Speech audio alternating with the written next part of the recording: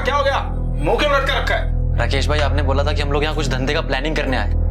हाँ तो करेंगे ना, आओ दारू पियो। भाई आपने बोला तो हम लोगों ने कुछ पैसे भी जमा किए, लेकिन सुबह से हम नासिक में यहाँ वहाँ घूम रहे हैं बस। हाँ राकेश भाई, सारे पैसे तो दारू पी जा रहे हो, ये सब क्या है? आप रहने दो ये धंधा बंदा, आप बस हमारे पैसे वापस लौटाइए। क्या क्या बोला तुम? सही बोल रहा है, आप पैसे वापस करो, हम दोनों साथ में निकलते हैं। घंटा नहीं मिलता पैसा। राकेश भाई, मुझे मेरा पैसा वापस चाहिए। ओ बच्चा लोग शांत हो, ज्यादा मचमची। अरे हो गया ना यार खर्च, चलो एंजॉय करो, दारू पियो। मैंने कहा ना, मुझे मेरा पैसा वापस चाहिए। दीवार के अमिताभ बच्चन, जोश कहीं और दिखाना। जा, नहीं मिलता तेरा पैसा, उखाड़ दे जो उखाड़। मेरी मेहनत का पैसा है, मैं भी देखता हूँ कैसे नहीं देता। साला मुझ पे हाथ उठाया तू, मुझ पे? अभी निकालता हूँ तेरी एक। दोस्ती हमारी जिंदगी का एक अहम हिस्सा है। अक्सर हम अपने बुरे और अच्छे समय में अपने दोस्तों के साथ ही होते हैं, लेकिन अगर ये दोस्ती किसी गलत शख्स से हो जाए तो हम बहुत मुश्किल में भी फंस सकते हैं, क्योंकि बुरी संगत का असर बुरा ही होता है।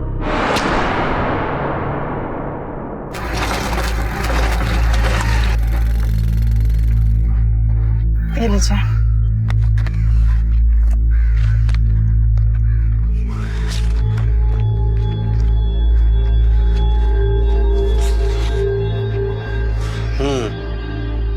नाम क्या है बेटे का? अमान सैयद। अमान सैयद, अच्छा। कब से गायब है? कल सुबह से घर से निकला है साहब, अभी तक लौट कर नहीं आया। जहाँ जहाँ से खबर निकलवा सकते थे निकाल ली, सबको पूछ लिया आस पड़ोस में, लेकिन किसी को कुछ नहीं पता साहब। उसका मोबाइल भी बंद आ रहा है। ठीक है, हम आसपास के पुलिस स्टेशन को खबर कर देते हैं। वैसे एक ही दिन हुआ है, शायद दोस्तों के साथ कहीं गया होगा, आ जाएगा। क्या हुआ अम्मी? क्या बोला पुलिस ने? कुछ तो बोलो। कुछ नहीं बोले कि कुछ पता चलेगा तो बता देंगे। क्या हुआ हमीदा बहन? क्या हुआ? चाची, वो अमान भाईजान का कुछ पता नहीं चल रहा है। अम्मी भी अभी अभी पुलिस स्टेशन जाकर आई है। हमीदा बहन चिंता मत करो, सब ठीक हो जाएगा। चिंता कैसे नहीं करूं आशा, बड़ा बेटा लापता, छोटे बेटे की तबीयत खराब है। डॉक्टर साहब बोले इसकी किडनी खराब है, 5 से 7 लाख रुपए का खर्च आएगा। तो भी बोलो कपड़े सिल कर कितने रुपए जमा कर पाऊंगी मैं? कुछ समझ नहीं आता क्या करूं। हाय अल्लाह, इस अफरा तफरी में तुम्हारा सूट सिलना भूल गई। थोड़ा सा वक्त है तो मैं सूट तैयार कर दूंगी। अरे नहीं हमीदा बहन, कोई बात नहीं, कल परसों दे देना, मैं चलती हूँ, ठीक है? चिंता मत करना। तू फिक्र मत कर अम्मी, जब मैं ठीक हो जाऊंगा ना, मैं काम करूंगा, पैसा भी कमाऊंगा, फिर तुझे काम करने की कोई जरूरत नहीं पड़ेगी। हाय मेरा बच्चा, काश ये समझदारी तेरे बड़े भाई में भी होती।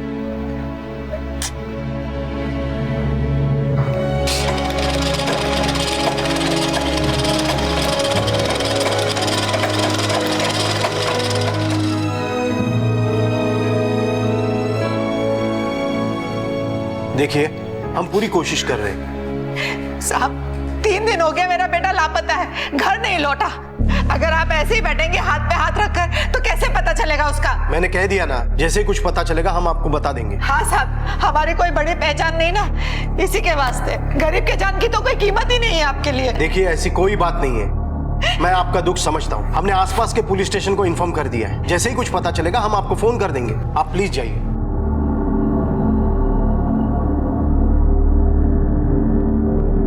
अरे अमान बेटा, वो करीम चाचा कह रहे थे कि तौफिक के फैक्ट्री में तुम्हारे लायक काम निकला है, उनसे जाके मिल लेना। अरे अम्मी, मैंने बोला था ना तुझे कि मुझे नौकरी नहीं करनी, मुझे अपना कारोबार सेट करना है। लेकिन बेटा, अपने कारोबार के लिए बहुत सारा पैसा लगता है, कहाँ से लाएगा इतना पैसा? तू फिक्र मत कर अम्मी, मैंने उसका जुगाड़ कर रखा है। देख मेरे बच्चे, ये सब बातें ना मेरे पल्ले नहीं पड़ती। जो कुछ भी करेगा सोच समझ कर संभल के करना, अच्छे लोगों के साथ करना। जमाना बड़ा खराब है बेटा। देख अम्मी, हमारे पास वक्त बहुत कम है, यूसुफ के ऑपरेशन के लिए पैसे जमा करने हैं। लेकिन बेटा अरे अम्मी तू देखना, मुंबई के सबसे बड़े हॉस्पिटल में यूसुफ को ऑपरेशन करवाएंगे और फिर तुझे भी काम करने की जरूरत नहीं पड़ेगी। ये तेरा बेटा है ना, ये सब कुछ ठीक कर देगा।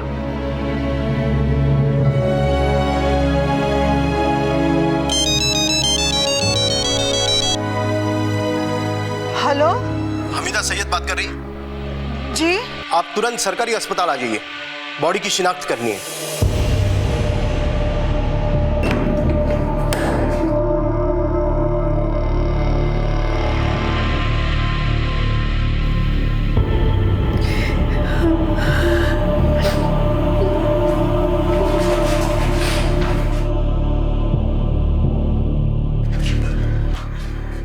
बेटा दवाई ली तूने?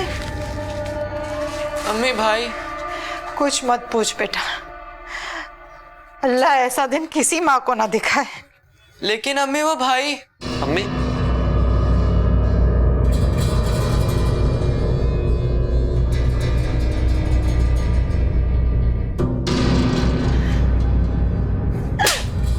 कहाँ चला गया था तू?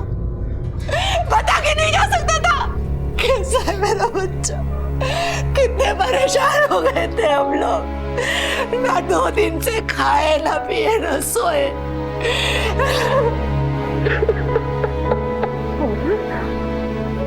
अमन, क्या हुआ मेरे बच्चे? तू ठीक तो है ना? हाँ, तू रो क्यों रहा है? मुझे उन लोगों पर भरोसा नहीं करना चाहिए था। क्या हुआ? साफ साफ बोलना मेरे बच्चे, क्या हुआ? अम्मी वो राकेश, उसने मुझे लूट लिया। अम्मी जा, नहीं मिलता तेरा पैसा, उखाड़ दे जो उखाड़। मेरी मेहनत का पैसा है, मैं भी देखता हूँ कैसे नहीं देता। साला, मुझ पे हाथ उठाया तू, मुझ पे? अभी निकालता हूँ तेरी हेक। तेरी माँ का माँ।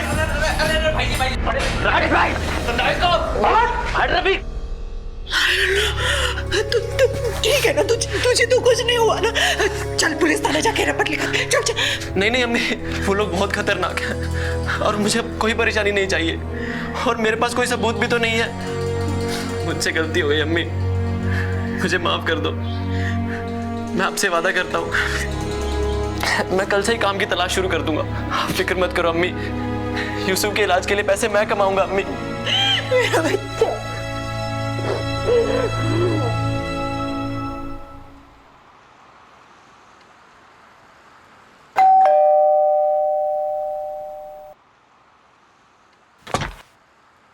अरे अमान, कैसे हो? मैं ठीक हूँ भाभी। वो रफीक है ना घर पे? हाँ है ना, आओ अंदर आओ। रफीक, अमान आया है। बैठो बैठो। बस आंटी वो रफीक से मिला। अरे अमान कैसा है? अरे रफीक, कुछ बात हुई किसी से काम की? तेरे लिए एक परफेक्ट नौकरी है, लेकिन तुझे थोड़ी अंग्रेजी तो आती है ना? हाँ सर, मैं थोड़ी बहुत अंग्रेजी बोल लेता हूँ। जिम्मेदारी का काम है, होशियार रहना पड़ेगा तुम्हें। जी बिल्कुल सर, मैं पूरी मेहनत और ईमानदारी के साथ काम करूंगा। आपको शिकायत का कोई मौका नहीं दूंगा सर। सर प्लीज मुझे एक मौका दे दीजिए सर। बाइक है तुम्हारे पास? बाइक तो नहीं है मेरे पास। भाई ये घूमने फिरने का काम है, कैसे मैनेज करोगे? सर मैं पैदल घूम लूंगा। सर मुझे इस काम की बहुत जरूरत है। आपको तो टारगेट पूरा करना है ना, मैं पूरा करके दूंगा आपको टारगेट। ठीक है, कल से आ जाना। Thank you sir, thank you. अम्मी, अमान, अमान, मुझे नौकरी मिल गई अम्मी, मुझे नौकरी मिल गई। 12,000 की तनख्वाह है। अल्लाह का लाख लाख शुक्र है, मेरे बच्चे की नौकरी लग गई। मुबारक हो भाईजान। शुक्रिया यूसुफ। अच्छा अम्मी, मैं अभी आता हूँ। वो जिस दोस्त ने नौकरी लगवाई है ना, उससे मिल के आता हूँ। लौटने में मीठा लेके आना। पक्का लाता हूँ अम्मी। अब देखना सब कुछ सही हो जाएगा।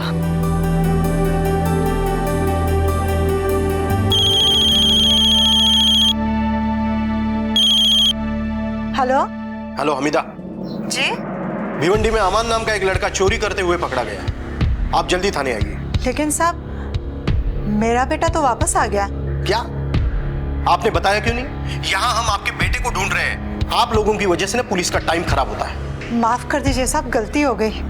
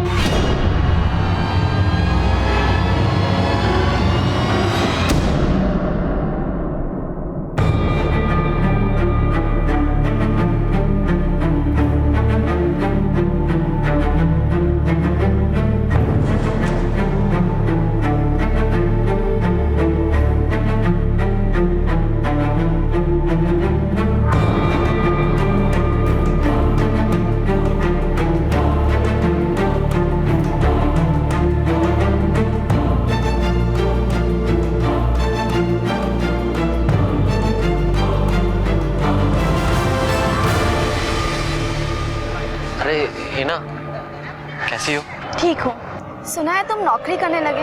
हाँ, अभी 3 हफ्ते ही हुए। अच्छा लगा सुनकर। वैसे अब तो तुम्हारे भाईजान को कोई प्रॉब्लम नहीं होनी चाहिए ना? पता नहीं। और तुम्हें? अरे हिना, सुनो तो।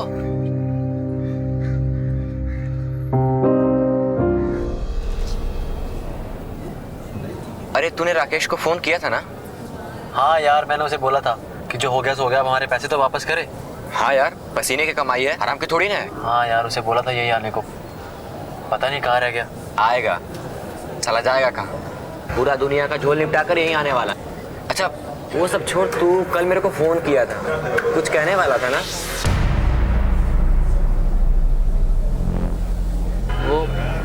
वो कुछ नहीं यार, बस ऐसे ही। अरे ऐसे कैसे नहीं, कुछ तो बात होगा ना। और भाई लोग, जमाल तू? हाँ मैं। अमान, मुझे तुझसे कुछ जरूरी बात करनी है। चला बात। मैं 1 मिनट में आता हूँ।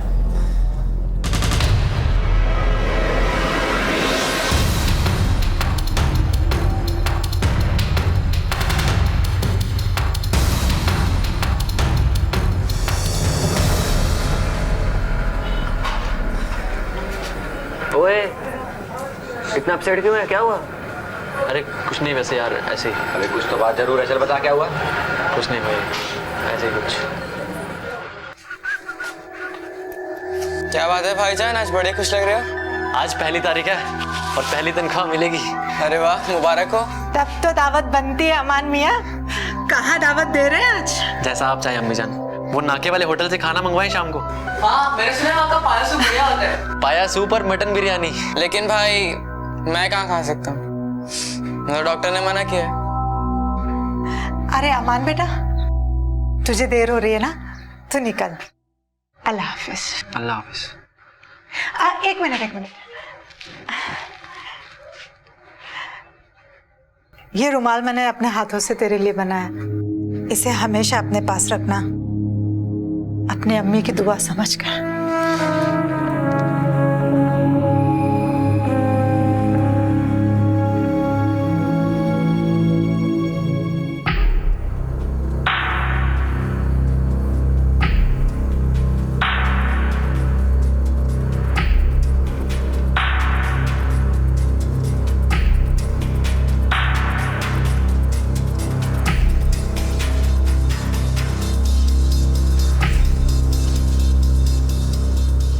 एक बार फिर से ट्राई करके देखिए, हो सकता है लग जाए। हाँ। The number you have called is currently switched off. Please try again later. अभी भी बंद आ रहा है।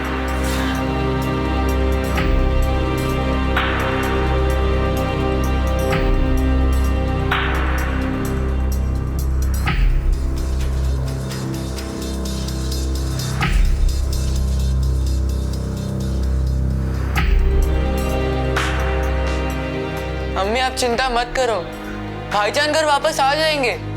हो सकता है कुछ दोस्त लेके गए हो पार्टी करने के लिए। अरे पार्टी करे चाहे कुछ भी करे, पर कम से कम अपना फोन तो चालू रखे। इंसान खबर ले तो ले कहाँ। मेरा तो जी बड़ा घबरा रहा है। अम्मी प्लीज। अमान बेटा,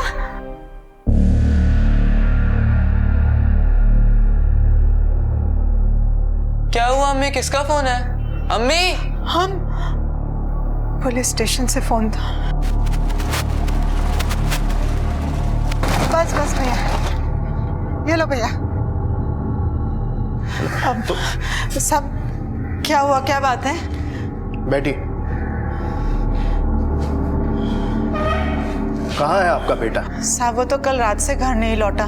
मैं बताता हूँ, फिर से भाग गया अपने दोस्तों के साथ, और इस बार इनका पैसा लेकर भागा है। ये अग्रवाल साहब है, जिनकी एजेंसी में आपका बेटा काम करता था। क्या कह रहे हैं साहब आप? जी हाँ, कंपनी का 70,000 रुपए लेकर भाग गया है वो। नहीं साहब, मेरा बेटा ऐसा नहीं कर सकता। कंप्लेंट की है इन्होंने। मेरा अमन चोर नहीं हो सकता, वो चोरी नहीं कर सकता साहब। देखिए, अगर उसने चोरी नहीं की है तो वो इस तरह घर से गायब नहीं होता, और वो भी मोबाइल ऑफ करके। मानती हूँ साहब कि उसका मोबाइल स्विच ऑफ आ रहा है। और वैसे भी आपके बेटे को तो आदत है बिना बताए घर से गायब रहने की। उससे कहिए भागने की कितनी भी कोशिश कर ले, ज्यादा दिन भाग नहीं सकता वो हमसे। आप जा सकती हैं।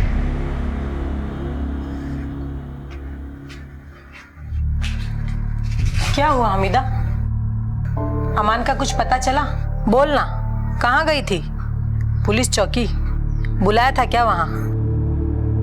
ठीक है चल, मैं बाद में आती हूँ। एक बात कहूँ, बुरा मत मानना। हाँ, वैसे एक बार कोई इंसान गलत संगत में आ गया तो उसका सुधरना मुश्किल हो जाता है।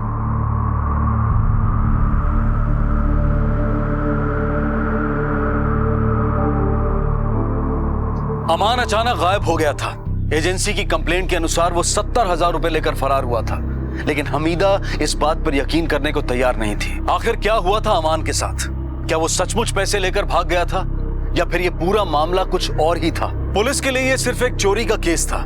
जिस एजेंसी में अमान काम करता था, उन्होंने भी इतने छोटे नुकसान के लिए पुलिस के चक्कर ना काटने का फैसला किया, लेकिन हमीदा के लिए तो उसका बेटा लापता हुआ था और वो अपनी उम्मीद छोड़ने को तैयार नहीं थी। मेरा बेटा साहब। बैठिए आप, मैं आता हूँ। साहब मेरा बेटा साहब। क्या हुआ? साहब 2 दिन से घर नहीं आया, मदद कर दीजिए साहब। अरे कदम, क्या लफड़ा इसका? अरे कुछ नहीं रे, इसका बेटा चोरी करके भागा है, लेकिन ये मानने को तैयार ही नहीं। अभी 1.5 महीना पहले इसने मिसिंग कंप्लेंट लिखवाई थी, लेकिन 2 दिन में बेटा वापस आ गया। अरे गया होगा दोस्तों के साथ मजे मारने। इस बार तो बेटा भी गायब है और जहां पर काम करता था वहां से पैसे चुरा कर भागा है।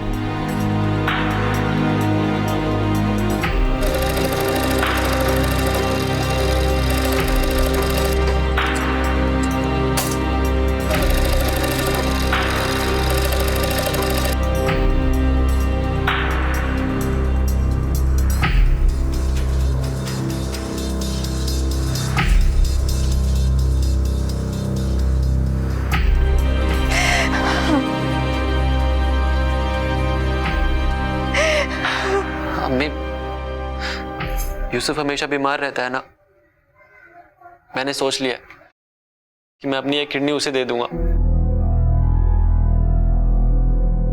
ये तो कैसी बातें कर रहा है बेटा? सच में, वैसे भी मेरे पास 2 किडनी है ना, एक मेरे लिए और एक यूसुफ के लिए। नहीं बेटा, तेरे आगे अभी तेरी पूरी जिंदगी बाकी है। तुझे शादी करनी है, खूब काम करना है, खूब पैसे कमाने। लेकिन अम्मी, यूसुफ का ठीक होना भी तो बहुत जरूरी है। आप प्लीज किसी डॉक्टर से बात करो ना अम्मी, प्लीज अम्मी। अभी तेरी अम्मी जिंदा है, मैं हूं ना। अगर यूसुफ को किडनी देनी पड़ी तो मैं अपनी किडनी दूंगी। तो बस काम पे ध्यान दे। हाँ,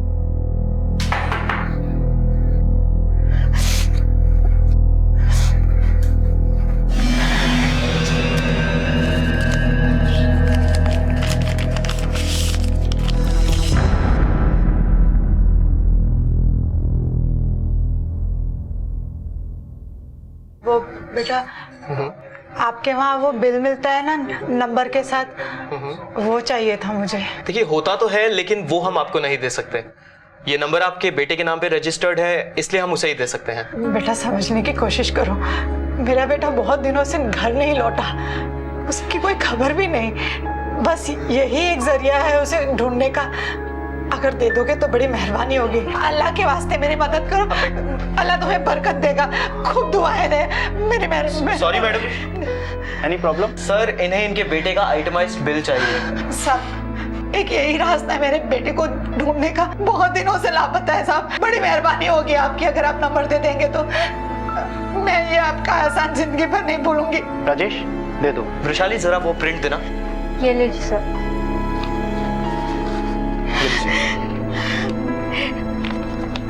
अल्लाह तुम्हें सलामत रखे। हेलो, मैं अमान की अम्मी बोल रही हूँ। तुम अमान के दोस्त हो ना? बेटा उसका कुछ आता पता है तुम्हें? बहुत। हाँ ठीक है। यूसुफ, दूसरा नंबर बोल दो बेटा। अम्मी जान, ये नंबर लीजिए।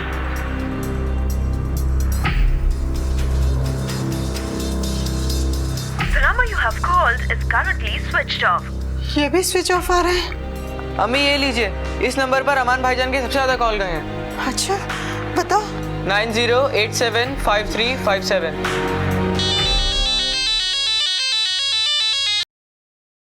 हेलो जावेद बात कर रहा हूँ। आप कौन? जावेद बेटा, मैं अमान की अम्मी बोल रही हूँ।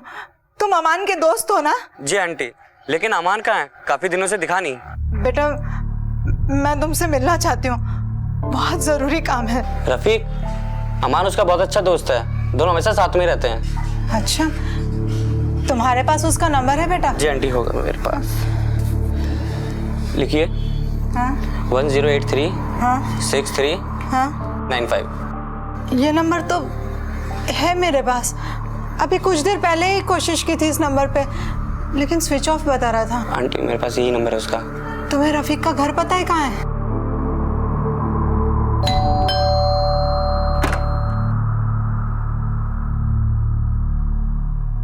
जी, सलाम वालेकुम। रफीक घर पे है? 1 महीना हो गया, रफीक भाई का कुछ पता नहीं चल रहा। इसका मतलब है कि दोनों एक ही दिन से लापता हैं। हम दोनों के लिए और उसे कहाँ कहाँ ढूंढेंगे। एक बेटा तो पहले ही खो चुकी हूँ, अब इसका भी कुछ पता नहीं कहाँ छोड़ के चला गया। मुझे तो इसमें कुछ गड़बड़ लगती है। हमें पुलिस स्टेशन जाकर पुलिस को बताना चाहिए। हर माँ को अपना बच्चा सही लगता है, लेकिन आप लोगों के बच्चे अभी भी कहीं आवारागर्दी कर रहे होंगे। नहीं नहीं साहब, ऐसा नहीं है। मेरा बेटा अमान, वो बदल चुका है साहब। वो तो नौकरी करने लगा था। आप रफीक की माँ हैं? जी साहब। आपके घर में कौन कौन है? वो मेरे घर में मैं और मेरे बड़े बेटे की बेवा सलमा ही है, और मेरा रफीक बेटा तो साहब, वो रफीक और अमान दोनों बहुत करीबी दोस्त हैं और दोनों 1 महीने से लापता है साहब।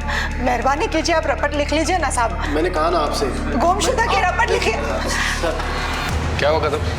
साहब, क्या प्रॉब्लम है इनकी? मेरा बेटा और इनका बेटा दोनों बहुत करीबी दोस्त हैं और दोनों 1 महीने से गायब हैं। मैं साहब को कह रही हूँ कि गुमशुदा होने की रपट लिख लें, लेकिन साहब वो रपट नहीं ले रहे साहब। क्यों कदम? रिपोर्ट क्यों नहीं लिख रहे इनकी? सर, पिछले दिनों इन्होंने मिसिंग कंप्लेंट लिखवाई थी। इनका बेटा आवारा है, 2 दिन बाद घर वापस आ गया और जहाँ पर काम करता है वहाँ से 70,000 की चोरी करके भागा है। साहब, लेकिन अब तो 1 महीना हो गया, मेरा बेटा घर नहीं लौटा साहब। साहब, आप खुद सोचिए ना साहब, एक बेटा अपनी माँ को, अपने बीमार छोटे भाई को छोड़कर 70,000 रुपए लेके क्यों भागेगा साहब? बताइए ना साहब। ठीक है, हम कोशिश करते हैं। राने, देखो क्या केस है। ओके सर, बैठ जाइए।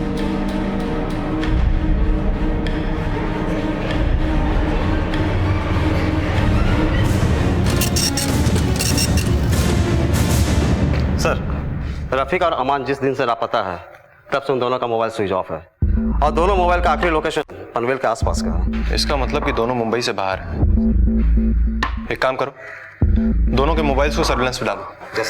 कभी ना कभी कोई एक फोन तो ऑन होगा ही, और इन सारे नंबर्स पे कॉल करो, शायद कुछ पता चले। यस। अमिता को बुलवा। आपके बेटे की किसी से दुश्मनी थी? साहब, दुश्मनी तो नहीं कह सकते, लेकिन वो लोग बहुत खतरनाक हैं और मुझे अब कोई परेशानी नहीं चाहिए। हाँ, उसी के एक दोस्त से उसकी जान को खतरा जरूर था। नाम क्या उसका? राकेश दुबे। रहता कहाँ है? वैशाली नगर में।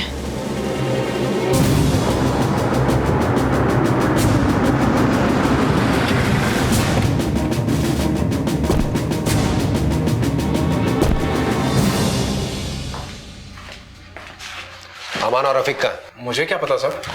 इतना सवाल करेगा ना तो हाथ पैर तोड़ के गले में टांग दूंगा। बता, अमान और रफीक का? नहीं मालूम साहब मुझे। मालूम नहीं है? चल अच्छा, ये बता कि अमान के साथ क्या लफड़ा था तेरा? कोई लफड़ा नहीं था साहब, दोस्त है मेरे। अच्छा, तो दोस्त को सोडा बॉटल लेकर मारने गया था ना तू? अरे नहीं साहब, वो दारू पी के थोड़ा बोलचाल हो गया था। रफीक तो अच्छा दोस्त है मेरा। मतलब अमान नहीं है? नहीं साहब, वो भी अच्छा दोस्त है। उन दोनों के पैसे खाए ना तूने? साहब, वो धंधे में तो ऊपर नीचे होता रहता है ना साहब। तेरे सारे धंधे तेरे से निकालूंगा मैं। जिस दिन अमान और रफीक गायब हुए उस दिन कहाँ था तू? किस दिन साहब? 1 तारीख को।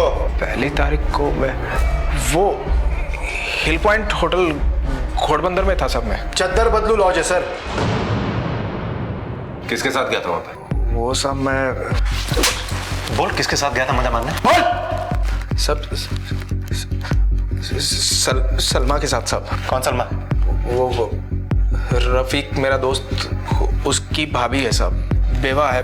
उसके भाई के मरने के बाद मेरा और उसकी भाभी का आपस में प्यार हो गया था साहब। रफीक को मालूम है इसके बारे में? नहीं साहब, मैं बताने वाला था उसको। और अमान को? उसको मालूम है साहब, वो उसने पकड़ लिया था हमें।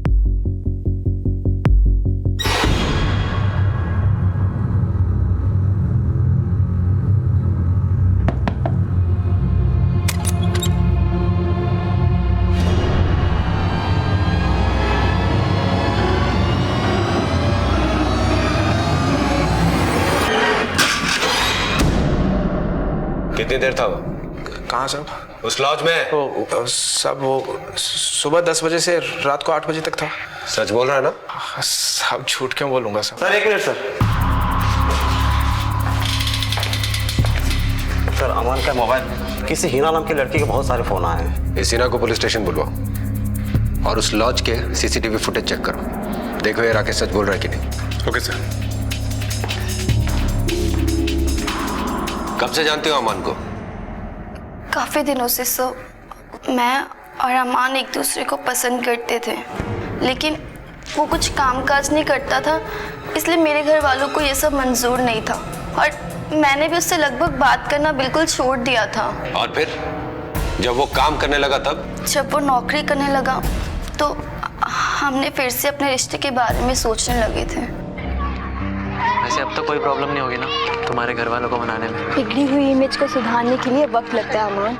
तो ले ले वो अपना वक्त, और हमारे पास भी बहुत टाइम है, और तब तक शायद मेरी नौकरी भी पक्की हो जाए।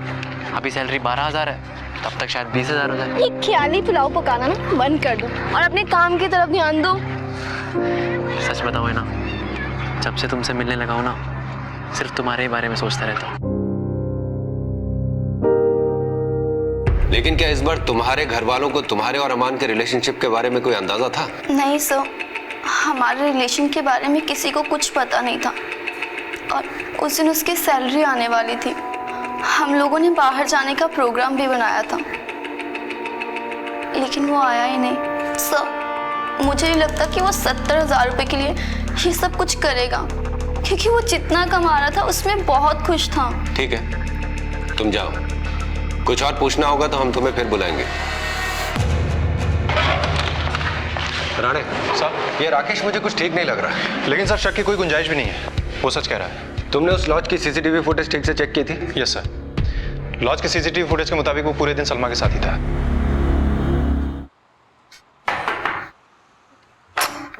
अमान,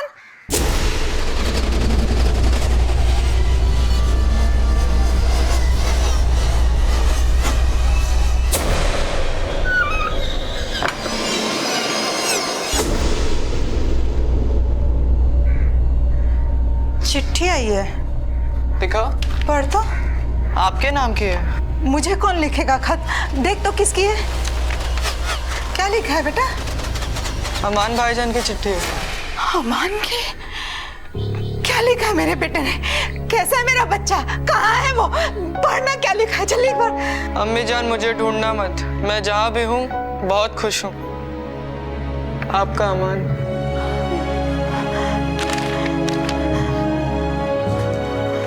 साहब ये मेरे बेटे अमान की लिखा ही नहीं है। आप देखें ना, ये देखें।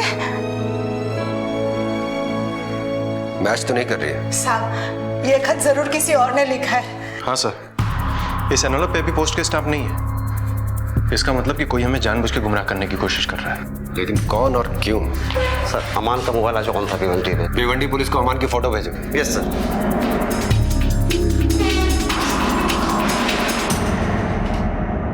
महज 12,000 रुपए की तनख्वाह पर काम करने वाले अमान को भला कोई क्यों अगवा करेगा? लेकिन रफीक और अमान गए कहां थे या उन्हें भेजा गया था? और वो कौन था जो पुलिस की तहकीकात को गुमराह करना चाहता था? पुलिस इन सारे सवालों के जवाब ढूंढ ही रही थी कि खबर से इस कहानी में एक नया मोड़ आ गया। पनवेल पुलिस को शहर के बाहर एक डेड बॉडी मिली जिसके साथ रफीक का आधार कार्ड था। चेक करो।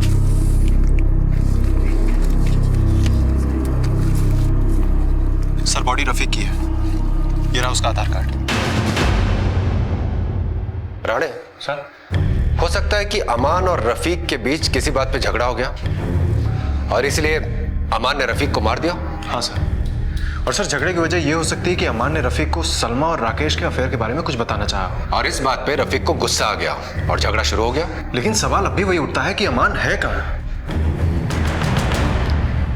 राणे, मुझे लगता है ये केस जैसा दिख रहा है वैसा है नहीं। अमान 70,000 रुपए लेकर भागता है, फिर उसके घर पे एक चिट्ठी आती है जो उसकी हैंडराइटिंग में नहीं है, और फिर रफीक की मौत होती है। कुछ तो है जो मिसिंग है, कुछ तो है जो हमें ढूंढना है। सर, अमान की मोबाइल फिर से स्विच ऑन हुआ था पुणे में। कोई फोन किया गया उस फोन से? नहीं सर, कोई फोन नहीं, कोई कॉल नहीं, कोई मैसेज नहीं। एक काम करो सर, राकेश के पीछे अपने खबरी को लगा दो, मुझे उसकी हर मूवमेंट की खबर चाहिए। ओके सर, चलो। रफीक की बॉडी मिलने के बाद यह मामला और भी पेचीदा हो गया था। अमान को गायब हुए लगभग 1.5 महीना बीत चुका था, लेकिन उसके बारे में अब तक कोई खबर हाथ नहीं लगी थी। क्योंकि अमान और रफीक एक साथ लापता हुए थे, इसलिए उनके एक साथ मारे जाने की पॉसिबिलिटी को नकारा नहीं जा सकता था।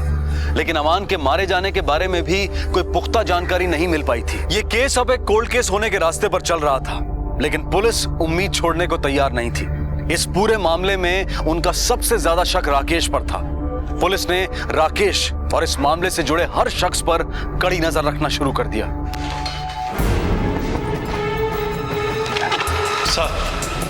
सर, राकेश के बारे में बाकी सब तो ठीक है, लेकिन एक बात थोड़ी अजीब है। क्या? उसके पास एक नहीं बल्कि 2 मोबाइल फोन है, और एक मोबाइल फोन वो कभी कभी और छुप के इस्तेमाल करता है। राणे सर, पता नहीं क्यों पर शुरू से मुझे ऐसा लग रहा है कि राकेश हमसे कुछ छिपा रहा है। यस। तुमने उस लॉज की सीसीटीवी फुटेज ठीक से चेक की थी ना? राकेश पूरा दिन वही था? हाँ सर, लॉज के रजिस्टर के मुताबिक मैंने चेक इन और चेकआउट टाइम की फुटेजेस देखी थी। नहीं राणे, मुझे उस लॉज के उस पूरे दिन की सीसीटीवी फुटेज चाहिए। Okay sir.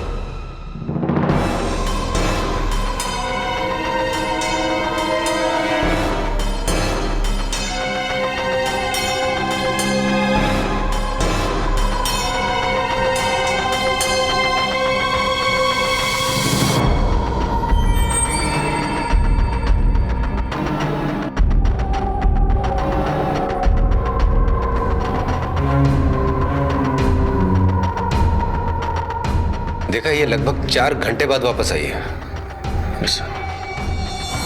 कुछ गड़बड़ है। चलो लॉज चल के पूछताछ करते हैं। साहब, मैं केवल खाने का ऑर्डर लेके गया था। खाने में क्या लेकर गए थे? अभी सर याद नहीं सर। उनका किचन ऑर्डर टिकट लेकर आओ। जी साहब। सर, सिर्फ 2 रोटियां? हाँ सर, 2 लोगों के हिसाब से ये ऑर्डर तो बहुत ही कम है। और कौन था कमरे में? साहब, उस लेडीज ने दरवाजे पे ही प्लेट्स ले ली थी। तब साहब बाथरूम के अंदर थे। साहब को देखा था तुमने? नहीं साहब, पर बाथरूम से पानी की आवाज आ रही थी। ठीक है, तुम जाओ। यस। राणे सर, ये राकेश और सलमा दोनों को पुलिस स्टेशन लेके आओ। अपने और राकेश के नाजायज रिश्ते के लिए तुमने अपने देवर का कत्ल करवा दिया। नहीं साहब, ये सच नहीं है। देखो, राकेश ने हमें सब सच बता दिया और उसने हमें कहा है कि तुमने ही उसे रफीक को मारने के लिए कहा था। नहीं साहब, झूठ बोल रहा है वो। मैंने तो बस क्या? हाँ, क्या? बोलो। सर, उस दिन प्लान के मुताबिक मैं अम्मी को झूठ बोलकर घर से निकली थी। मैं और राकेश मिलने वाले थे। अम्मी, मैं चलती हूँ, मुझे आते आते देर हो जाएगी।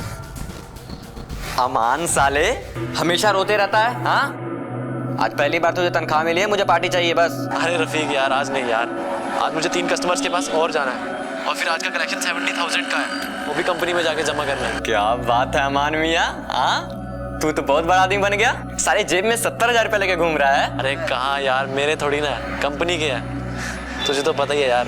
अच्छा चल, अभी मैं रखता हूँ यार। चल मिलता हूँ, ओके बाय। सलमा, बुर्का पहन के क्यों नहीं आई? कहा था ना बुर्का पहन के आना। पता है कैसी जगह है वो? तुम भी ना बहुत टेंशन लेते हो। बुर्का बैग में है बाबा, पता है ना, अम्मी को झूठ बोलकर आई हूँ। तुम भी ना।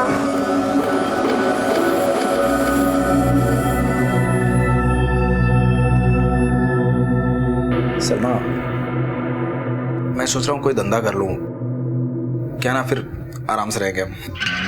राकेश, अमान को तो जानते हो ना तुम? हाँ, क्यों, क्या हुआ? मैं सोच रही थी तुम ना उसके जैसे कोई नौकरी कर लो। दिमाग खराब है क्या तेरा?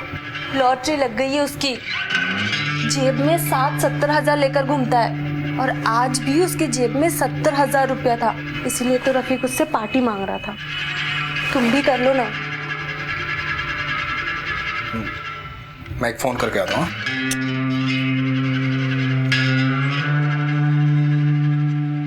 हाँ रफीक, यार वो तेरे और अमान के पैसे लिए थे ना 20-20 हजार रुपए धंधे के लिए, वो देने हैं यार। ठीक है राकेश भाई, आप कल दे देना। अरे यार आज आ जाओ ना, कल का पता नहीं खर्च हो जाए। ठीक है, तो कहाँ पे मिलना है? भाई एक काम करो, वो पनवेल है ना, पनवेल आ जाओ। क्या ना, अमान को साथ लेके आना। ठीक है राकेश भाई। अच्छा सलमा सुनना, वो एक अर्जेंट काम आ गया, मैं आता हूँ, तू खाना खा तब तक। लेकिन कहाँ जा रहे हो? एक अर्जेंट काम है ना बाबा, आता हूँ ना। अच्छा सुन, वो तेरा बुर्का कहाँ है? बैग में। ठीक है, ओके।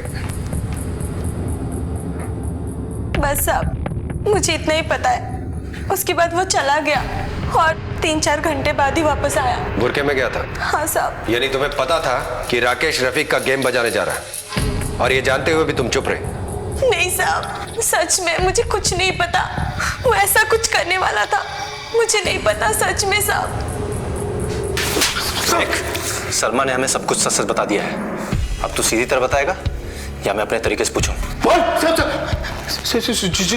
झूठ बोल रही है साहब सलमा, ऐसा कुछ नहीं है साहब। मैं तो आपसे पूछने वाला था कि रफीक का कुछ पता चला कि नहीं। मोबाइल कहाँ है तेरा? साहब। और दूसरा साहब? दूसरा मोबाइल निकाल। कहाँ है? निकाल। मैं देता हूँ साहब। क्यों मारा उन दोनों को?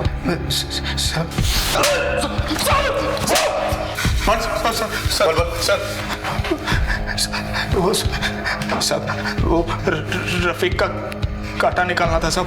वो मुझे डर था कि अमान रफीक को मेरे और सलमा के बारे में बता देगा। साहब मेरे पास काम धंधा नहीं है साहब, थोड़े से पैसे की जरूरत थी, तो उस दिन अमान के पास 70,000 रुपए थे साहब, तो मैं उसके लिए वहाँ गया था साहब। वो और जमाल को भी अमान से अपना बदला लेना था साहब, इसलिए जमाल को साथ ले लिया। ये जमाल कौन है? हीना का बड़ा भाई है साहब। अरे राकेश भाई, वो पैसे। हाँ पैसे चाहिए ना तेरे को? जी हाँ देता हूँ ना पैसे। लाया ना अमान? पैसे लाया ना अमान? अरे रफीक भाई, राकेश भाई आपने यहाँ ठीक है, पैसे है ना इसमें? राकेश भाई, राकेश भाई, राकेश भाई, राकेश भाई, राकेश भाई इसमें ऑफिस में क्या कर रहे हो? राकेश भाई, अरे क्या? अमान, अरे अमान, ये क्या तूने? साला मेरी बहन से शादी करने चला था, हाँ? औकात भूल गया अपनी। राणे सर, जमाल को उठा लो। जमाल कहाँ है? भाईजान।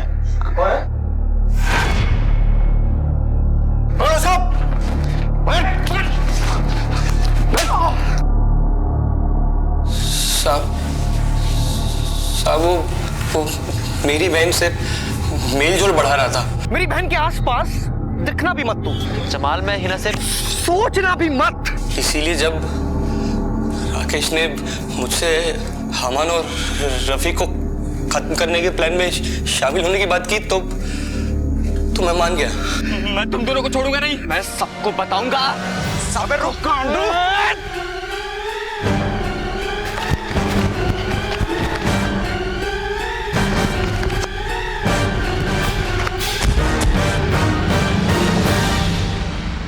अमान की लाश कहाँ है? वहीं जंगल में दफन कर दिया हमने उसे।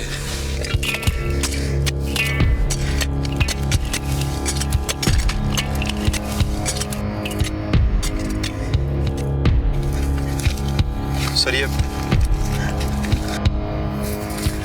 इस रुमाल को पहचानती हैं आप?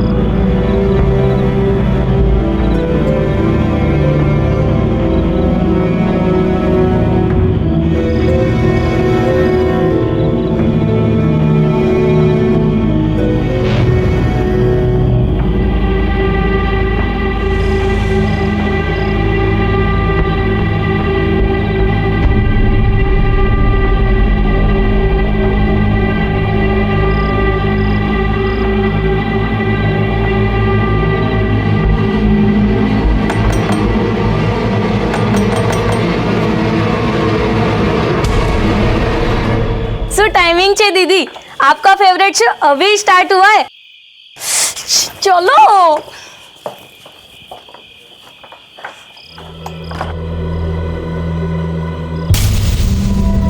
हेतल, आगे बेटा, तेरे पापा कब से तेरी फिक्र कर रहे हैं। हेतल, कुछ हुआ है क्या बेटा? तेरे चेहरे का रंग क्यों उड़ा हुआ है? नहीं पापा, बहुत थक गई हूँ, थोड़ा आराम करूँगी तो ठीक हो जाऊँगी।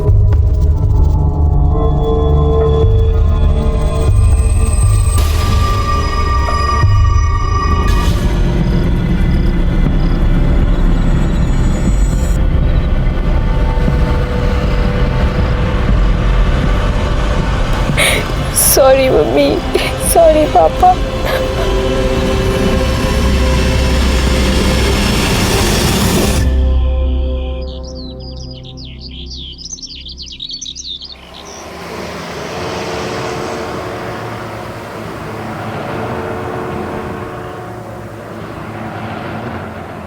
ये लड़की भी ना कितना सोएगी।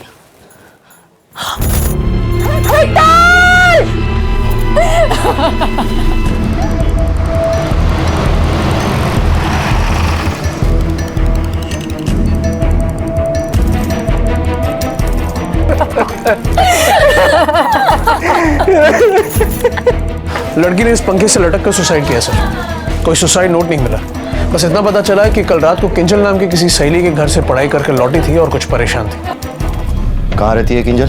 ये क्या कह रहे हैं आप? हेतल हमारे यहाँ नहीं आई थी, बल्कि किंजल उसके घर गई थी उसके जन्मदिन पर। किंजल कहाँ है? बुलाइए उसे। देर रात से आई है तो सो रही है, बुलाती हूँ।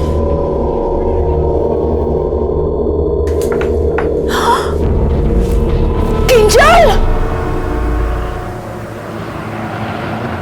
स्वाति बेटा, वो सरला भाभी के घर कोई नहीं है आज, तो तू चाबी कोकिला आंटी के वहाँ छोड़ देना, ठीक है?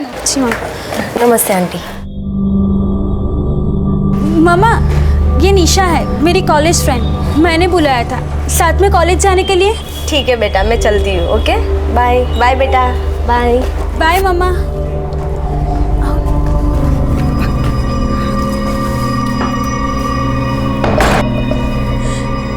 किंजल और हेतल दोनों ने, अब हम नहीं बचेंगे। उन्होंने कहाँ पे था उस दिन? दूर हटो। अच्छा नहीं किया तुम दोनों ने हमारे साथ, दोस्त थी ना तुम हमारी। हमें माफ कर दो प्लीज। जानबूझकर नहीं किया हमने कुछ, मजबूरी थी हमारी और कोई रास्ता नहीं था हमारे पास। प्लीज हमें माफ कर दो। चीट किया ना तुम लोगों ने हमारे साथ, देख लेना तुम दोनों भी नहीं बचोगे, पनिशमेंट मिलेगी, बहुत बड़ी पनिशमेंट है। ये सब हमारी वजह से हुआ है, वी आर रिस्पॉन्सिबल। अब हम नहीं बचेंगे, पुलिस आती ही होगी, हमारे घर वालों को सबको सब पता चल जाएगा। अब बस एक ही रास्ता है हमारे पास। स्वाति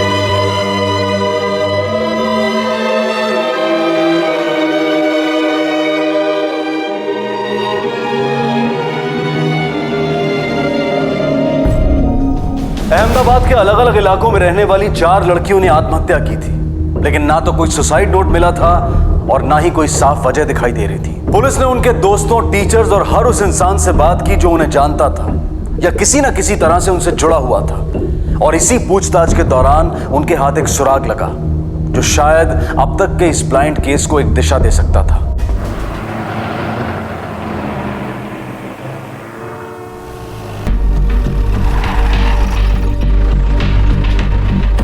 सब चारों लड़कियों की कॉल डिटेल्स आ गए हैं। निशा और स्वाति एक ही कॉलेज में पढ़ते थे और हेतल और किंजल एक ही कोचिंग क्लास में। स्वाति हेतल की सहेली थी, इसलिए चारों एक दूसरे को जानते थे। घटना के दिन हेतल और किंजल ने अपने घर पर झूठ बोला था कि वो पढ़ने के लिए एक दूसरे के घर पर जा रहे हैं। पढ़ने नहीं गई थी तो कहाँ गई थी? सर, उनकी कॉल डिटेल से ये पता चलता है कि दोनों घर से कॉलेज के लिए तो निकली थी, पर असल में जयपुर के लिए उन लोगों ने फ्लाइट पकड़ी और रात को 9:30 बजे अहमदाबाद वापस आई। और निशा और स्वाति? सर, वो दोनों यही अहमदाबाद में थी, पर दोनों फ्रीक्वेंट ट्रैवलर्स हैं। पिछले 6 महीने में तकरीबन 15 या 20 बार शहर से बाहर, कभी जयपुर, दिल्ली या तक कि कोलकाता फ्लाइट से गई हैं, कभी साथ साथ, कभी अलग अलग। कोई और डिटेल्स, बैंक अकाउंट्स वगैरह? सब क्लियर है सर, कोई ऐसी बड़ी ट्रांजैक्शन नहीं है। स्वाति की सहेलियों के हिसाब से स्वाति का एक बॉयफ्रेंड था राहुल, जिसके साथ उसका ब्रेकअप हो गया कुछ महीने पहले, मगर इसका निशा, हेतल और किंजल से अभी कोई कनेक्शन नहीं दिखता। और हाँ सर, घटना के दिन से राहुल का फोन बंद है, पर हमें उसका एड्रेस मिल गया। उठाओ इस राहुल को।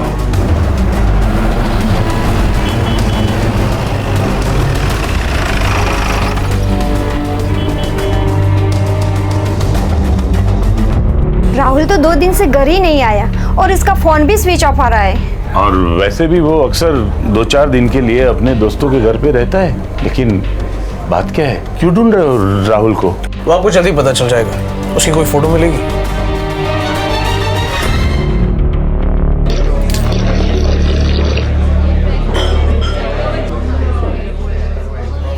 कैसा लगा अब्बास भाई?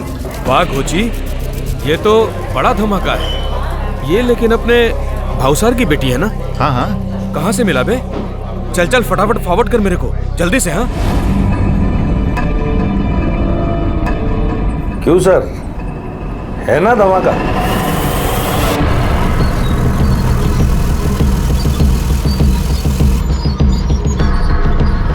અમદાવાદની ગોરી છોકરીઓના કાલા કારનામાનો પહેલો કિસ્સો, બાકી કિસ્સા કાલથી રોજ।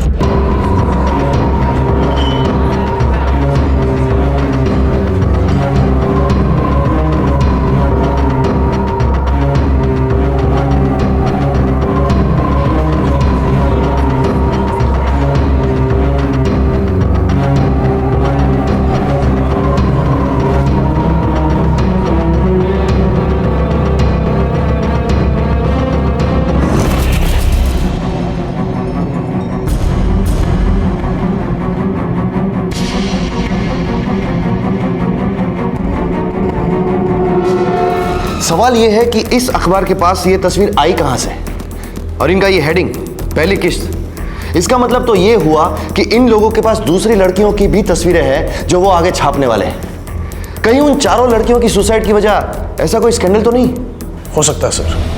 अहमदाबाद जैसे खूबसूरत शहर में अखबार में छपी उस एक खबर के बाद जैसे जवान लड़कियों की सुसाइड की बाढ़ सी आ गई। 24 घंटे गुजरते गुजरते शहर के अलग अलग इलाकों में लगभग 22 लड़कियां सुसाइड कर चुकी थी। पूरे शहर में मातम का माहौल था। जवानी उम्मीद और जोश का दूसरा नाम होता है। तो फिर ऐसा क्या हुआ था जिसने इन लड़कियों को इतना निराश, इतना नाउम्मीद कर दिया था कि उन्हें अपने ही हाथों से अपनी जान लेने जैसा बड़ा कदम उठाना पड़ा। यह मामला काफी गंभीर था और पुलिस ने भी इसे गंभीरता से लिया। इसलिए अहमदाबाद के सुपरिटेंडेंट ऑफ पुलिस ने इस केस को अपने हाथों में ले लिया।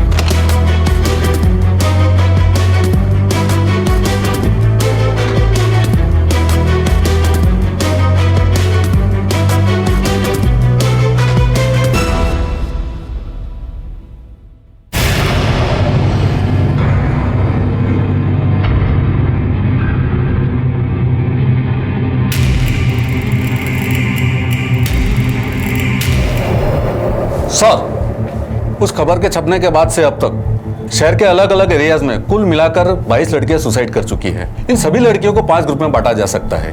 हर ग्रुप में 3 से 5 लड़कियां होगी, सब एक दूसरे से कनेक्टेड, आपस में सहेलियां थी या सहेली की सहेली। कुछ कॉलेज में साथ पढ़ा करती थी तो कुछ कोचिंग क्लासेस में।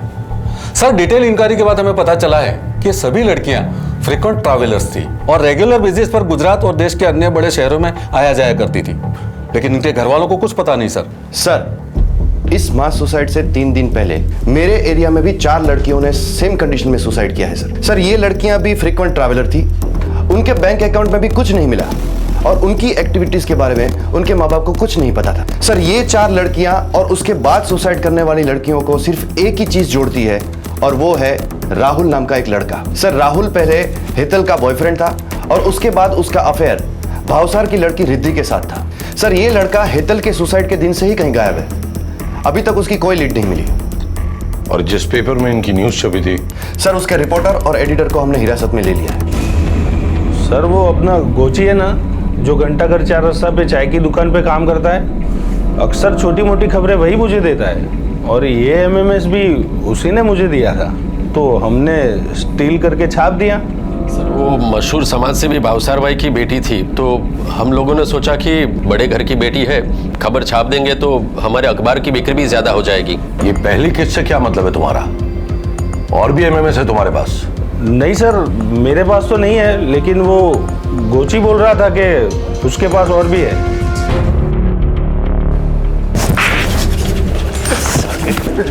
झूठ बोलता है, झूठ बोलता है। नहीं साहब, मैं सच बोलता हूँ, मुझे नहीं मालूम। वो वीडियो मेरे एक दोस्त ने मुझे फॉरवर्ड किया था, मुझे लगा ये खबर बहुत अच्छी है तो मैंने आभास भाई को फॉरवर्ड कर दी और मेरा दोस्त तो मुझे ये भी कहता था कि उसके पास बहुत सारे वीडियोस है। कौन है ये तेरा दोस्त?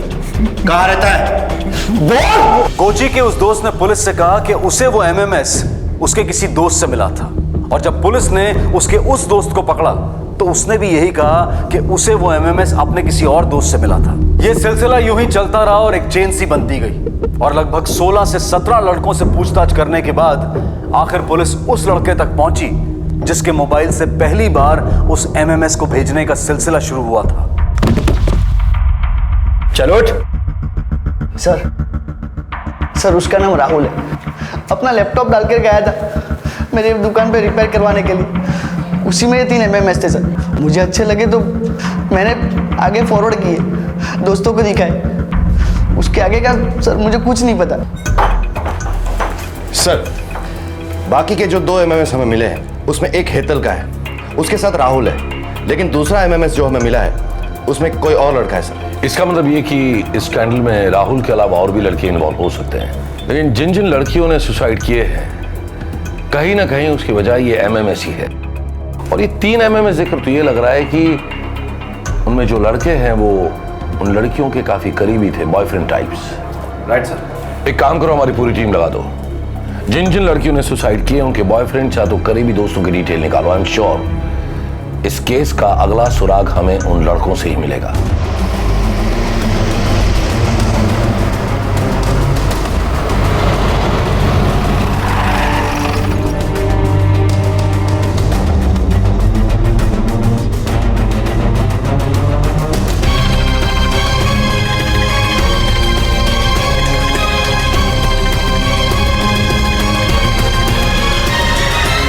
पुलिस की एक बड़ी टीम हर उस लड़के की तलाश में जुट गई जो किसी भी तरह से इन लड़कियों के करीब था।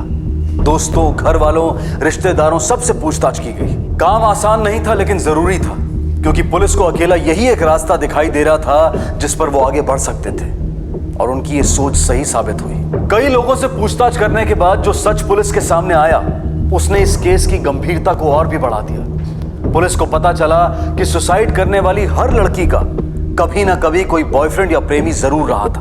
उनके इन्हीं प्रेमियों ने उन्हें धोखे से नशा कराकर उनके साथ संबंध बनाए और उनके ही किसी साथी ने उनकी इस घृणित हरकत को कैमरा में कैद कर ये एमएमएस बनाए।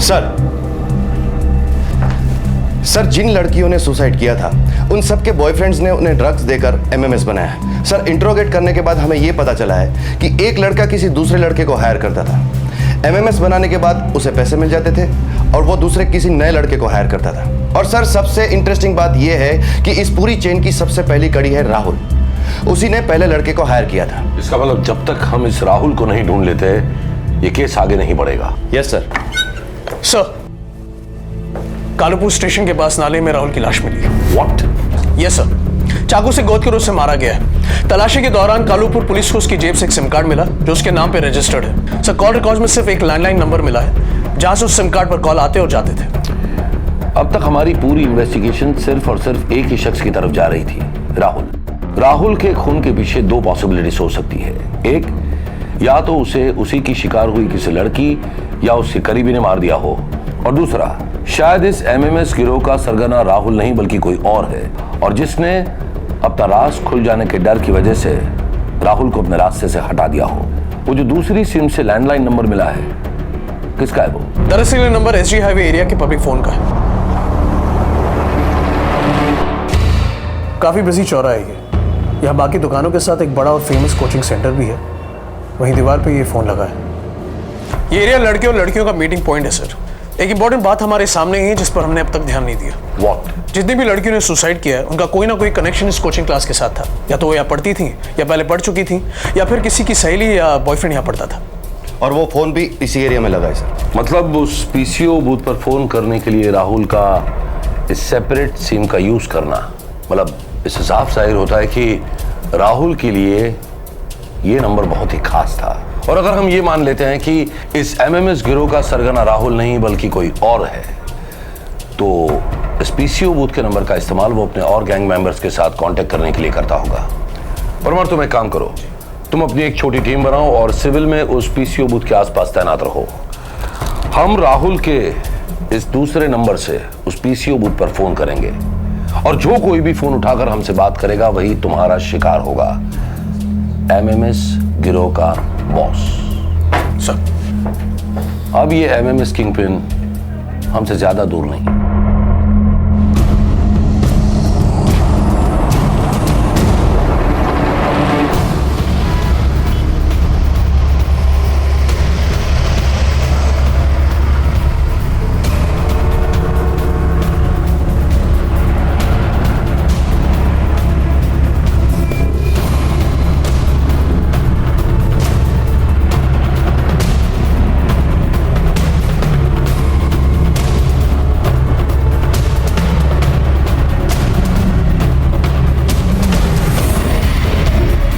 Parmar, position okay? Yes sir. We are ready sir.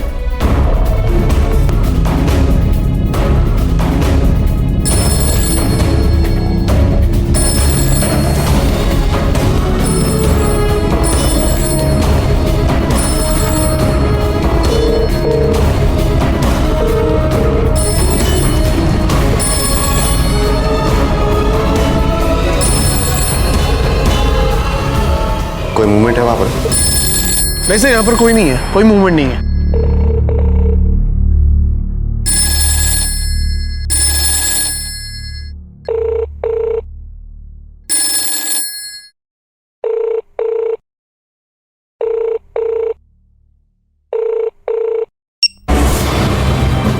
Parmar, किसी ने फोन उठाया, गिरफ्तार करो उसे।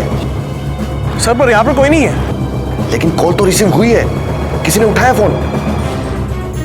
सर, मैं फोन बूथ के सामने खड़ा हूं, वहां पर कोई नहीं है।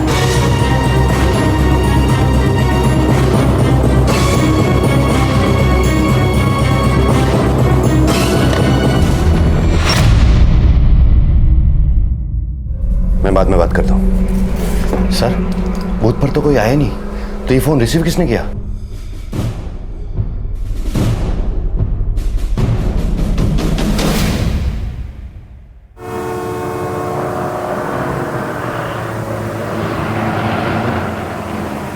जैसे परमार ने बताया था कि जिन जिन लड़कियों ने सुसाइड किया वो सारी की सारी लड़कियां किसी न किसी तरह से उस कोचिंग क्लास के साथ जुड़ी हुई थी।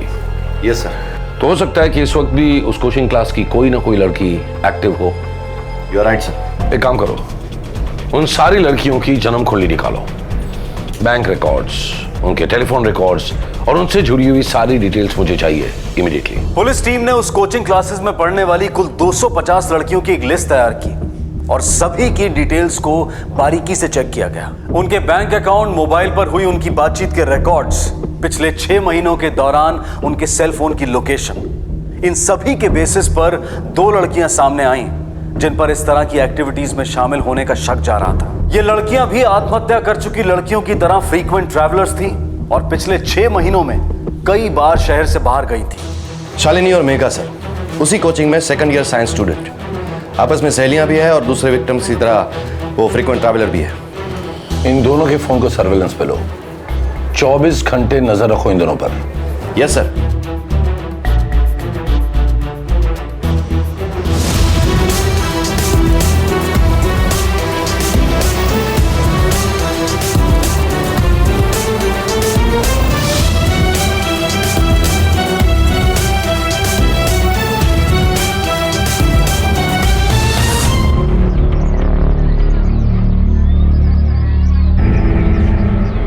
वेलकम बच्चा लोग।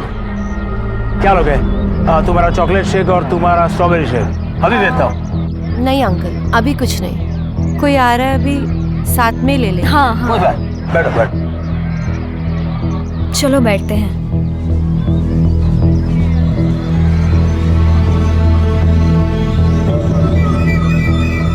हाय hi, how are you?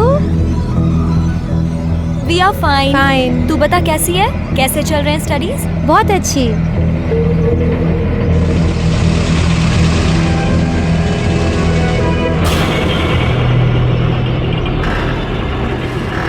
Hello. Happy birthday Rishi. Thank you so much. Hi, happy birthday. Thank you. Hello. Happy birthday Rishi. So timing छे दीदी। So ready for treat? या ओके चले। Okay okay. तुम लोग bike पे जाओ, हम लोग ऑटो में आएंगे। Okay bye bye. Bye bye.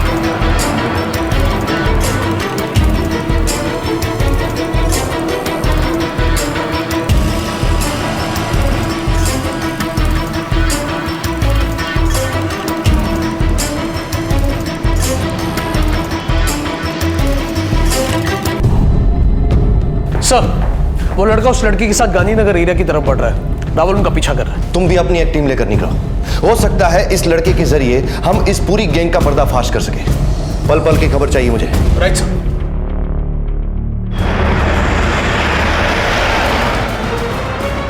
Rahul तुम उन पर नजर रखो, हम निकल चुके हैं, तुम्हें जल्दी ज्वाइन करेंगे।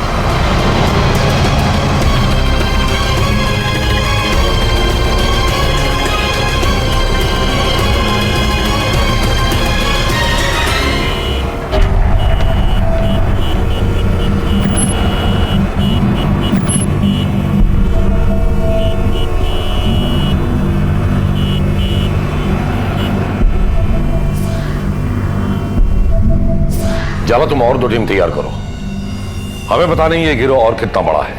Yes sir. Hello. What? Oh no. क्या हुआ जाला? सर रावल की बाइक रास्ते में खराब हो गई। We lost the track of that boy. और परमार की टीम? सर वो तो अभी तक रावल तक पहुंची ही नहीं। डैम इट, हमारे पास वक्त बहुत ही कम है। अगर हम वक्त पर वहां नहीं पहुंचे तो हम और एक जान गंवा देंगे। वो 2 लड़कियां शालिनी और मेघा, उन दोनों को उठाओ। आई एम श्योर उन दोनों लड़कियों को इस लड़के के बारे में कुछ न कुछ पता होगा। क्विक। Yes sir.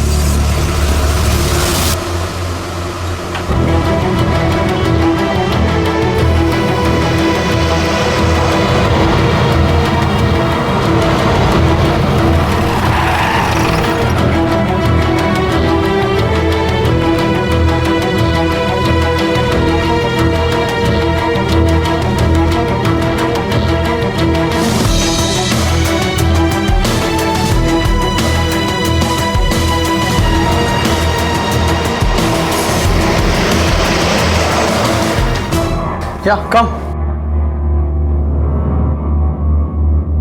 ऋषि, तुम्हें ये होटल थोड़ा अजीब नहीं लग रहा? हाँ यार, आई नो ये थोड़ा टैकी सा तो है। एक्चुअली क्या है ना, ये मेरे फ्रेंड का होटल है, सो मुझे यहाँ अच्छा खासा डिस्काउंट मिल जाता है। और आजकल वैसे भी कड़की चल रही है ना, इसीलिए मैंने यहाँ बर्थडे पार्टी रखी है। और मेरे फ्रेंड आते ही होंगे यहाँ, मैं 1 मिनट उनसे बात करके आता हूँ। हाँ, सिट ना, बैठो।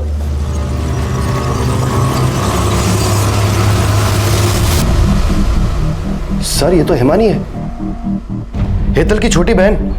वही हेतल जिसकी सुसाइड की खबर हमारे पास सबसे पहले आई थी। ऋषि हिमानी को लेकर कहाँ गया है? सर, हमें सच में कुछ नहीं पता सर। सर, एक्चुअली इन लोगों का कोई एक ठिकाना नहीं है सर। इन लोगों का नेटवर्क कई जगहों पर फैला हुआ है। चला सर। हिमानी और ऋषि दोनों का नंबर ट्रैकिंग पे रखो। सर। बड़ी देर लगा दी यार इन लोगों ने आते आते। वेट। हाँ,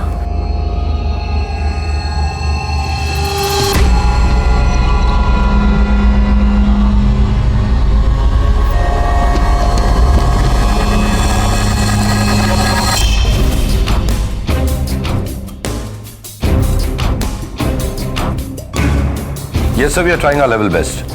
Sir. सर, ये रहा ऋषि और हिमानी का लोकेशन। कलोल माचे sir. Go and arrest him right now. Parmar. Right sir. Kalol की तरफ चल, होटल चौक।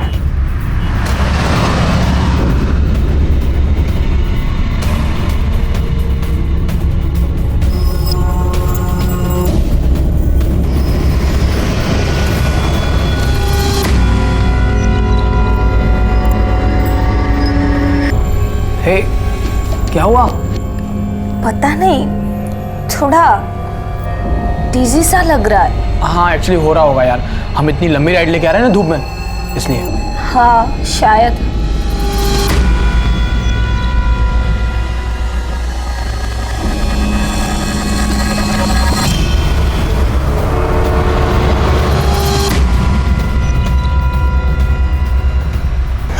आजा।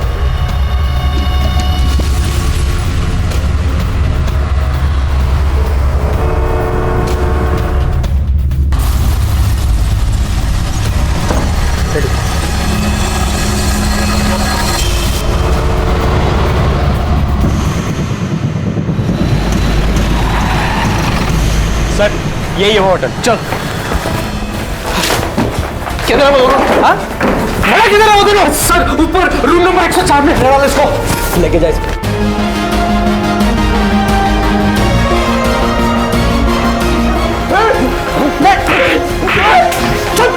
लेके जाओ सबको।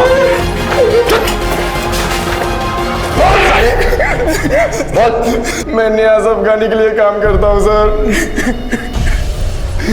पहले मैं एमएमएस बनाकर राहुल को सेंड करता था, लेकिन राहुल के मर जाने के बाद मैं डायरेक्ट एमएमएस अफगानी सर को सेंड करने लगा।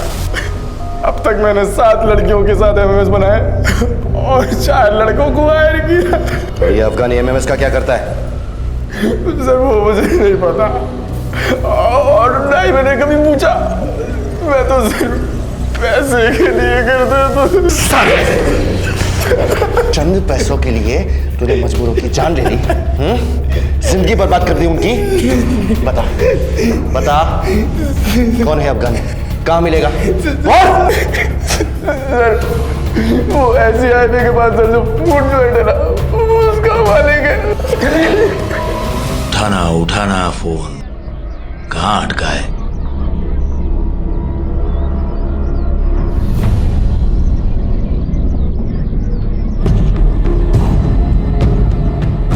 मालिक क्या लेंगे आप? तुझे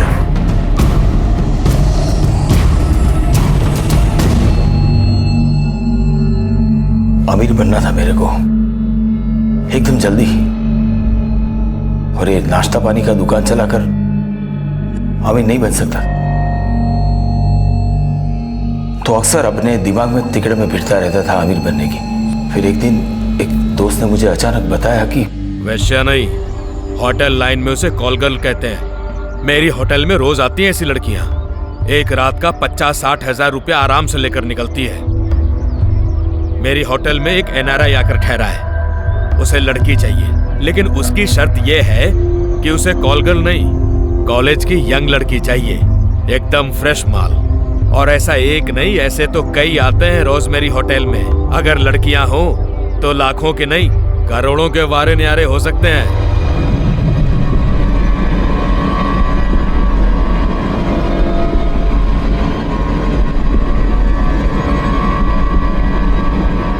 मेरे फूड जॉइंट पे बहुत सारे छोकरे छोकरी आते रहते थे। राहुल भी उन्हीं में से एक था। बड़ा हैंडसम लड़का था राहुल। अक्सर अलग अलग लड़कियों के साथ आता रहता था, उनको खिलाता था, पिलाता था। पैसे नहीं थे उसके पास, तो उधार में ही सब कुछ चलता था। मेरे दिमाग में आइडिया आया कि क्यों ना राहुल को ही पटाकर उसी की किसी गर्लफ्रेंड को उस होटल पे भेजा जाए, उस NRI के पास। एक दिन का 1 लाख रुपया। मैंने बात की राहुल से। क्या बकवास कर रहे हो आप? दिमाग खराब हो गया है क्या आपका? मैं अपनी गर्लफ्रेंड के साथ ऐसा करूंगा? अबे यार, तेरे को कहाँ शादी बनानी है सबके साथ? ऐसी तो करना है। अब साथ में थोड़े पैसे मिलते हैं तो क्या दिक्कत है? मैंने 10,000 रुपए दिए राहुल के हाथ में, पेश की। बोला और भी दूंगा।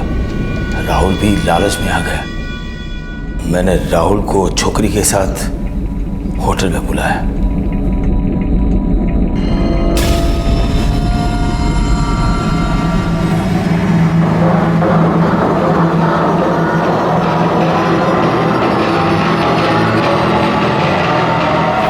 उस MMS को दिखाकर हमने उस छोकरी को उस NRI के पास जाने के लिए मजबूर कर दिया।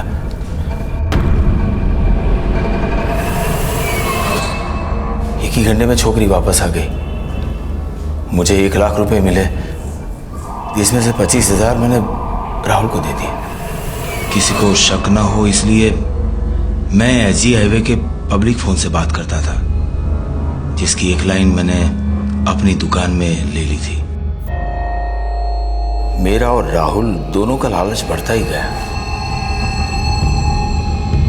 मैंने सोचा एक बार हो या बार बार हो, क्या फर्क पड़ता है। तो मैंने राहुल को बोला कि और भी लड़कों को ले आए। सब कुछ ठीक ठाक चल रहा था। तभी अचानक एक दिन एक MMS लीक हो गया। ये धंधा जो मैंने इतना दबा छुपा कर रखा था, अचानक से हेडलाइन बन गया।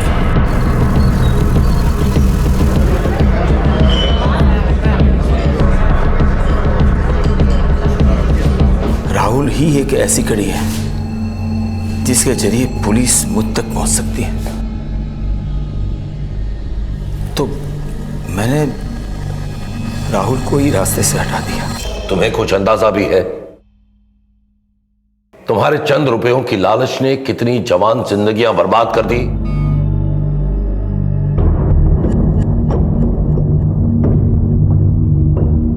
इस अपराध की गुत्थी ने सुलझने के बाद भी समाज और प्रशासन दोनों को शर्मसार करके रख दिया। प्रशासन को इसलिए क्योंकि इतना बड़ा गैंग, इतना बड़ा रैकेट ठीक उनकी नाक के नीचे चल रहा था, और इसके बावजूद उन्हें इसकी भनक तक नहीं थी। और समाज को इसलिए क्योंकि भाई दूज और रक्षाबंधन जैसे त्योहार मनाने वाला हमारा समाज ऐसे भाइयों, ऐसे बेटों, ऐसे पुरुषों को जन्म दे रहा था जो अपनी बहनों की रक्षा की कस्में खाते हैं, लेकिन दूसरों की बहनों के लिए खतरा बन जाते हैं। अब समय आ गया है कि हम अपनी बेटियों को खुद अपनी रक्षा करना सिखाएं और बेटों को सीख दें कि वो समाज की दूसरी लड़कियों के साथ भी उसी तरह से पेश आएं, उनके साथ वैसा ही सुलूक करें जैसा वो अपनी बहनों के लिए चाहते हैं।